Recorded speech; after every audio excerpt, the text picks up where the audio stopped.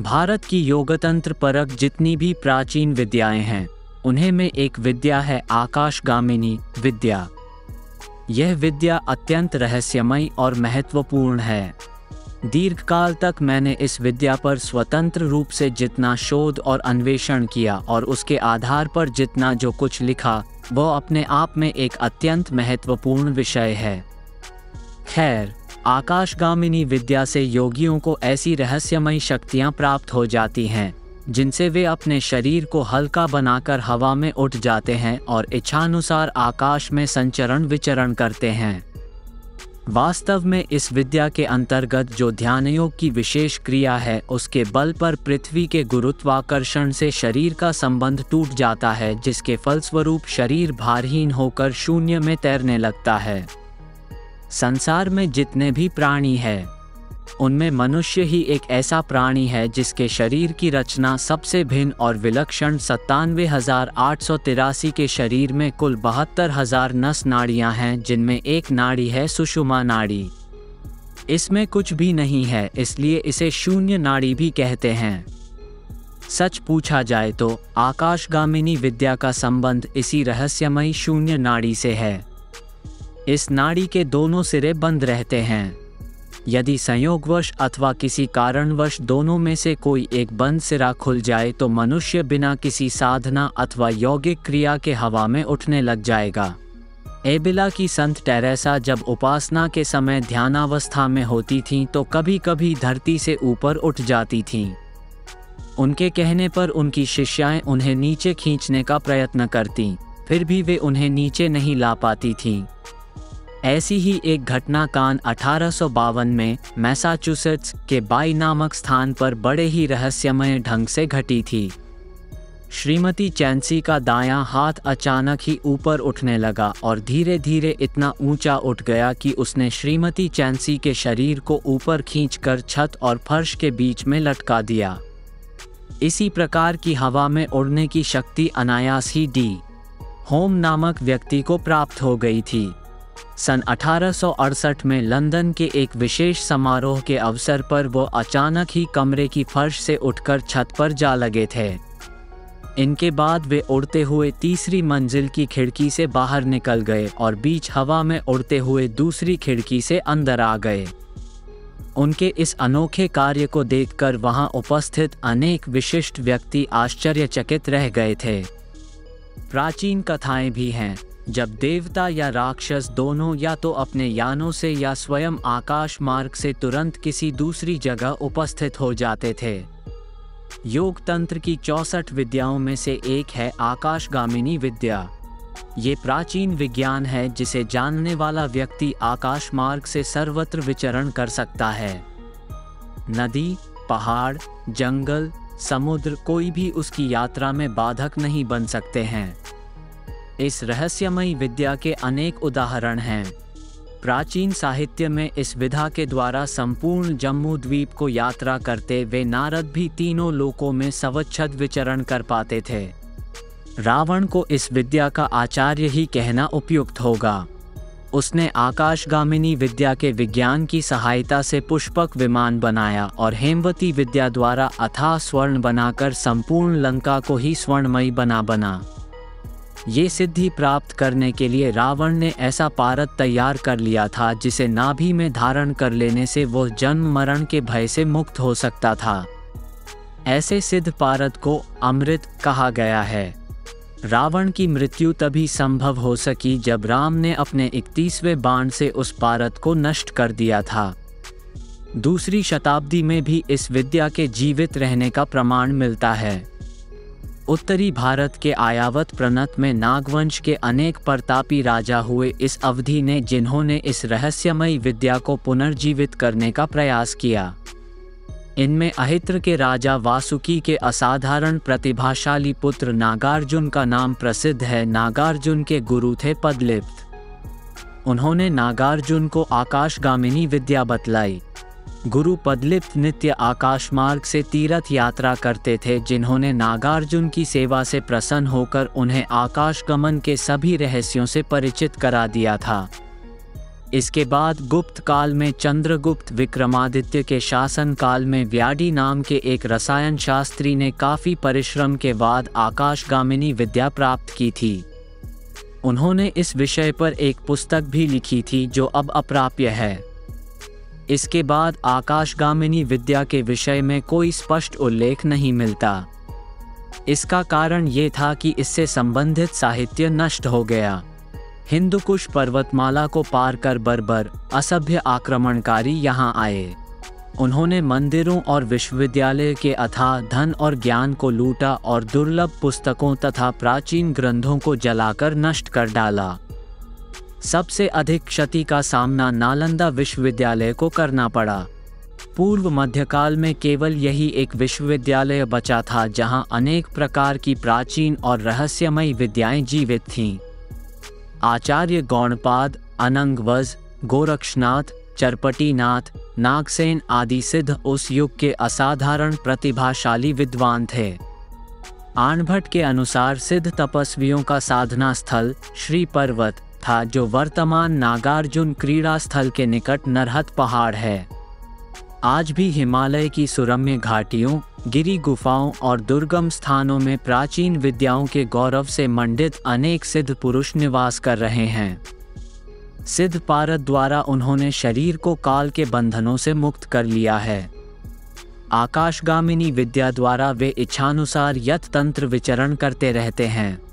सामान्यतः उन्हें देख पाना संभव नहीं है, किंतु इसमें तनिक भी संदेह नहीं कि कुछ पुयात्मा लोगों को उनके दर्शन हुए हैं। उन्होंने उन्हें प्रत्यक्ष आकाश में गमन करते हुए देखा है। हॉलीवुड की अभिनेत्री शर्ल मैकमिलन भूटान आदि पर्वतीय प्रदेशों की यात्रा पर गई थीं। उन्होंने अपने यात्रा संस्मरण में लिखा है कि उन्होंने आकाश में पीत वस्त्रधारी एक लामा को उड़ते हुए देखा था। उस आश्चर्यजनक दृश्य को देखकर उनके मुख से निकल पड़ा, काश आज न्यूटन और आइंस्टीन यहाँ होते। शायद वे अपने से संबंधित लंबे चौड़े शोध दस्तावेज को फाड़कर फेंक देते। फिर मैंने कहा, यह एक सशक्त प्रमाण है कि आकाशगामिनी विद्या आज भी जीवित है। 12 और 14 शताब्दी के बीच चिकित्सा शास्त्र महत्वपूर्ण पुस्तक लिखी गई। इन रचनाओं मन पारद से ऐसी गुटिका के निर्माण की विधियां भी हैं जिससे आकाश गमन अर्थात आकाश विचरण की सिद्धि मिल जाती है। वास्तव में यही तमाम पुस्तकें प्राचीन विद्याओं की स्मृति मात्र है। कुछ प्राचीन विधियां अभी ज्ञात हैं, यदि उन्हें सी ढंग से सिद्ध कर लिया जाए तो आकाश में उड़ने की शक्ति प्राप्त हो सकती है।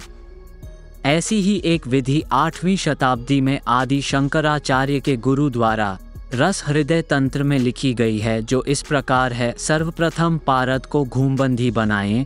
हीरा, माणिक्य, नीलम, मोती और मरकत, इन 5 महारतों का उसमें क्रमशः जारण और मारण करें। फिर सुवर्ण बीज युक्त पारद 7 अभ्रक तत्व, स्वर्ण माक्षिक सत्व तथा कांत पाषाण सत्व मिलाकर गुटिका बनाएं। इसे खेचरी गुटिका कहते हैं। मुख में धारण करते ही वो अपना प्रभाव दिखलाती है। वो मनुष्य, सुर, असुर, मनुष्य और सिद्धगण आदि सभी का पूज्य हो जाता है। ये क्रिया कठिन अवश्य है, क्योंकि खेचरी गुटिका बनाने की विधि ग्रंथ में सूत्र रूप में है। गुरु बिना इसे सफलतापूर्वक कर पाना शायद ही संभव हो सके। पारद को धूमबंदी बना पाना भी साधारण बात नहीं है। फिर तत्वों के जारण मारण की क्रियाएं भी कोई नहीं जानता। यदि पुस्तकों की सहायता से ये क्रियाएं की भी जाए, तब भी मार्गदर्शक एवं अनुभव सिद्ध गुरु की आवश्यकता बनी रहेगी। यद्यपि विधान और विनम्र रसशास्त्री अपने विवेक की सहायता से तथा कठोर परिश्रम कर इस क्रिया को सफलतापूर्वक संपन्न कर सकते हैं। खेचरी गुटिका के निर्माण की एक और विधि है। काले धतूरे के बीजों के 8 तोले तेल में 3 टंक शुद्ध पारे को 7 दिन तक लगातार घोटें। जब पारा जुंग के आकार का हो जाए तो उड़द के चने को गीला करक उसमें पारे को भली भांति बंद कर दें। ऊपर से धागे से बांधकर सूर्य के धूप में सुखाएं। उसके बाद सरसों के 10 सेर तेल में उसे पकाएं। जब तेल जल जाए तो उसे शीतल छाया में रख दें। इसके बाद उसे लेकर जलाशहीन दूध से भरे घड़े में रखे दें। जब न गुटिका घड़े से संपूर्ण दूध को सोख ले तब घड़े से निकालकर उसे बकरे के मुख में रख दें। बकरे के हृदय में भयानक जलन शुरू हो जाएगी और अत्यंत व्याकुल होकर वो कहीं भी शांति का अनुभव नहीं करेगा। जब गुटिका बकरे के पेट में चली है तो बकरा मर जाता है। तब निरापद जानकर उसे बकरे के पेट से बाहर निकाल लें और अपने मुख में धारण करें। ये गुटिका यौन रोग, मुख रोग और कैंसर को भी तत्काल नष्ट कर देती है। गुटिका के प्रभाव से मनुष्य 100 योजन तक बिना किसी रुकावट के कहीं भी जा सकता है। यदि बकरे के स्थान पर मुर्गे का प्रयोग किया जाए तो गुटिका के प्रभाव से मनुष्य अंतर्ध्यान भी हो सकता है, लेकिन ये कार्य योग्य गुरु की देखरेख में ही करना चाहिए। यह विधि कम कठिन है। जिस पुस्तक से यह चुना गया है वो प्रामाणिक शतक है, इसलिए इस खेचरी गुटिका की सत्यता में संदेह नहीं। योग में एक खेचरी मुद्रा भी है। जिन्हें खेचरी मुद्रा सिद्ध रहती है वे भी आकाश गमन कर सकते हैं। हिमालय में एक आश्रम है जिसे ज्ञानगंज आश्रम कहते हैं। उस योगाश्रम में निवास करने वाले योगियों को खेचरी मुद्रा सिद्ध है। वे इच्छानुसार आकाश भ्रमण करते हैं। उनके लिए कोई सीमा नहीं है। तुम तो जानते ही हो कि संपूर्ण जगत पृथ्वी, जल, वायु, अग्नि और आकाश इन 5 तत्वों के संयोग से बना है। समस्त वस्तुएं 2 प्रकार की हैं, जड़ और चेतन। चेतन वस्तुओं में एक अनिवार्य बात यह है कि इनमें 5 मूल तत्व किसी न किसी अनुपात में मौजूद रहते हैं तथा इनका अनुपात बदलता रहता है। जड़ वस्तुओं में ये 5 मूल तत्व एक साथ प्रायः नहीं पाए जाते। यदि किसी वस्तु में मिलते भी हैं तो उनका अनुपात बदलता नहीं। यदि ऐसी विधि ज्ञात हो जाए कि 5 मूल तत्व रखने वाली जड़ वस्तु में तत्वों का अनुपात बदला जा सके तो जड़ वस्तु चेतन की तरह व्यवहार कर सकती है। इस परिकल्पना को पारद पर साकार करने का प्रयास किया गया, इसलिए कि इस दुर्लभ पदार्थ पारद में 5 तत्व मौजूद हैं। अन्य पदार्थों का इस पर चमत्कारी प्रभाव भी पड़ता है। ऋषियों ने सोचा कि प्रकृति जब 5 मूल तत्वों से मिलकर बनी है, पृथ्वी पर भी ऐसे 5 पदार्थ अवश्य होंगे जिनमें अलग अलग 5 तत्वों के गुण हों। परिश्रम के द्वारा ये 5 पदार्थ भी खोज ही लिए गए। आकाश तत्व के सारे गुण अभ्रक में पाए गए। 5 पदार्थों को पारद के साथ मिलाकर परीक्षा की गई तो पता चला कि वही पारद अब अत्यंत विचित्र और चेतन जैसी रहस्यमयी शक्तियों से परिपूर्ण हो गया है। उदाहरणार्थ, जब ऋषियों ने पारद से आकाश में उड़ने की शक्ति प्राप्त करनी चाहिए तो उन्हें ज्ञात हुआ कि पारद में आकाश तत्व यानी अभ्रक का योग विशेष रूप से करना पड़ता है। जैसे गुण चाहिए वैसे ही गुण वाले पदार्थ का एक विशेष योग यानी मेल, बस। फिर क्या था, रहस्य का दरवाज़ा खुल गया और पारद से 8 सिद्धियों और 9 निधियां प्राप्त कर ली गई जो किसी योगी को घोर परिश्रम करने पर भी नहीं मिल पाती। इस प्रसंग में तुमको ये भी मालूम होना चाहिए कि भेषज शास्त्र तथा रसायन शास्त्र के विषय अत्यंत कठिन और रहस्यमय हैं। दैवी शक्ति के बिना प्रेरणा अथवा सहायता के उनमें गति अथवा सफलता पाना संदिग्ध है। जिस दैवी शक्ति के द्वारा इन विद्याओं में गति एवं सफलता प्राप्त होती है सिद्धि, उसे तंत्र के प्राचीन ग्रंथों में वट यक्षिणी की संज्ञा दी गई है। भारतीय रसायन शास्त्र के इतिहास का अध्ययन करने पर पता चलता है कि नागार्जुन को भी वट यक्षिणी की सिद्धि प्राप्त थी। उनके समय में पारद अत्यंत व्यापक और महत्वपूर्ण शब्द था। नागार्जुन की तरह हेमबीज भी एक सिद्ध रसायन शास्त्री थे। वे पारद की सहायता से सोना बनाने की कला में दक्ष थे, इसलिए उनके नाम पर ही इस विद्या को हेमवती विद्या कहा जाने लगा। लेकिन नागार्जुन की ख्याति रस विद्या के पंडित के रूप में भारत के बाहर तिब्बत और चीन में भी फैली हुई थी। वैसे तो वो विदर्भ के ब्राह्मण थे, लेकिन बाल्यावस्था में ही वे बौद्ध धर्म को स्वीकार कर भिक्षु हो गए।